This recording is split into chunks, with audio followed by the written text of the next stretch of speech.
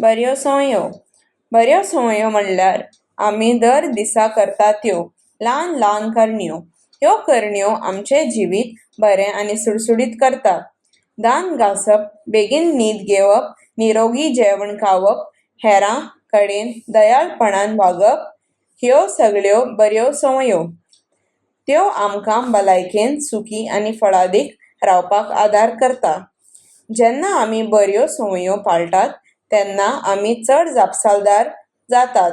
देखीक, दर दिसा विद्यार्थी शिकल्यार शाळेंत ताची उदरगत जातली, कारण तीं आपलो वेळ बरो वापरतात आनी नेमान शिकतात. दुसऱ्यांक मजत केल्यार जायते इश्ट मेळटात आनी बरी इश्टागत घडून येता. बऱ्यो संवयो आमकां फुडाराकय आदार करतात. वाचपाची आमी दिसपटी संवय केल्यार आमी हुशार आनी आमचो आत्मविश्वास वाडटा. आमच्यो वस्तू निवळ आनी वेवस्थीत दवरल्यार वेळ वाचता आनी भार उणो जाता.